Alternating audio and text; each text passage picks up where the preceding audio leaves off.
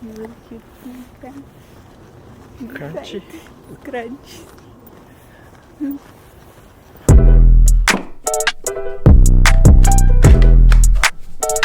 Back in that bag again. Whoa, yeah. Hey. Back in that, yeah. Tell them to watch it. Now I ain't talking my pockets. Just know we ain't running out the way that we stock it. If I got it, you got it. If I call it, she sliding. Tell her to mop it. Yeah, I got that shit doing. Damn, she took that thing off and bring it around. Going at it till I'm on. Put that 90 in a hole. I'm beating it down. I'm back in that bag again. Whoa. どうもハイドログラフィーのヒデです。今日は皆さんにテキサスについてお話ししていきたいんですけども、テキサスはアメリカの南部に位置していて、メキシコと国境を接しています。人口でいうと約3000万人近くいて、カリフォルニア州に次いで第2位となっております。ただですね、この10年だけでも400万人近く人口が増えていて、2045年までには、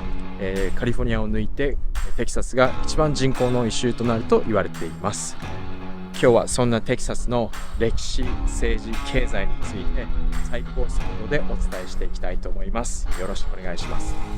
テキサス州の歴史は翻ること200年前から始まります。当時北米一帯はヌエバ・エスパーニャと呼ばれスペインの支配下にありました。しかし1821年にメキシコがスペインから独立するとメキシカンテキサス、メキシコ領テキサスとして誕生しました。その15年後の1836年、テキサスはテキサス共和国として独立を果たしました。独立の際にテキサス軍を指揮した将軍で、後のテキサス共和国初代大統領に選ばれたのがサミュエル・ヒューストン。そう、現在テキサス州最大都市ヒューストンはまさに彼の名前から取って付けられました。テキサス共和国では奴隷制が復活したのもまた歴史の一つです。そしてさらにその9年後の1845年にアメリカ合衆国の28番目の州として加わりました。このような歴史的背景からテキサス各地ではアメリカ合衆国旗とともにテキサス共和国時代から使われるローンスター、一つ星周期が一般家庭から社屋までテキサス全域で掲げられ、テキサス人はどのアメリカ人よりも哀愁心が強いと言われております。1861年から4年間続いたアメリカの内戦、南北戦争では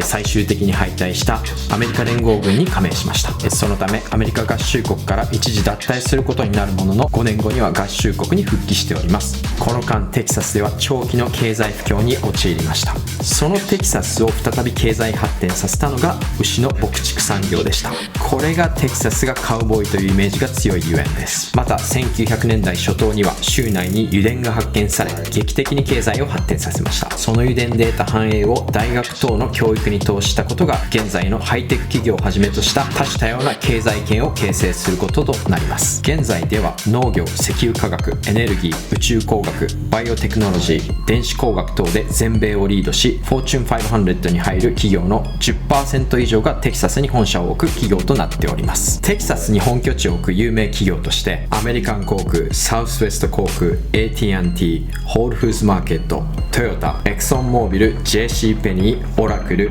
デル、ゴールドジムなどなど数多くの有名企業があります。そんなテキサスは全米州別輸出額で20年連続1位、全米ビジネスに最も適した州で9年連続1位、米国州別 GDP 成長率1位、全米成長期待度の高い州1位、全米州別人口増加数1位、全米法人税環境に優れた州4年連続1位、全米ビジネスコストの低い州4年連続1位、全米労働環境の競争力が高い州1位などなどに選ばれています。テキサス州では安定して共和党が強く支持されており、リンドン・ジョンソン大統領、ジョージ H.W. ブッシュ大統領、またその子息で日本の小泉首相とも個人的につながりの深かったジョージ W. ブッシュ大統領などを輩出しております。テキサス州の消費税は 6.25% と周辺の他州に比べても約 2% ほど小さく設定されております。また所得税がかからないため税負担が少ないこともテキサス州の魅力の一つです。テキサス州の人たちは信仰心が非常に厚く、ヒューストンのレイクウッド教会は週末になると4万人以上の人が礼拝に訪れるそうです。2023年3月現在、テキサス州でのマリファナの使用は一部の医療用を除いて禁止されていますが、段階的に解禁されると言われております。テキサス州にはキャッスルロー、城の原則という刑法上の原則があります。これは住宅や自動車等を城に見立て侵入者に対して行った銃の発砲は正当防衛とみなされるとされています。実際にはケースバイケースでもちろん罪に問われることもあります。私の感覚ではテキサスではインターフォンをした場合必ず5歩下がって待つのが基本です。間違って撃たれないようようにしなければいけません。アメリカ合衆国国内で過去に発生した犠牲者数の多い銃乱射事件ワースト10のうち半数がテキサスで発生しています。1966年テキサスタワー乱射事件14人死亡30人負傷。1991年ルビーズ銃乱射事件23人死亡27人負傷。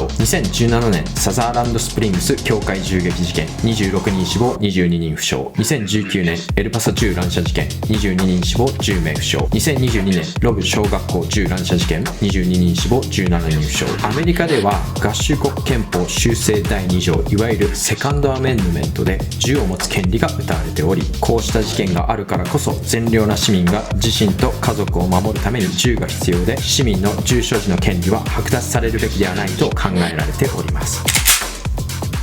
特にテキサス州では市民への自由を浸透させるべきとの考えが根強く、銃に対する規制は緩和される方向にあります。2021年9月には免許を取得せずにオープンキャリー、銃を見える状態にして持ち歩くことができる法律がアボット知事のもと賛成多数で可決されました。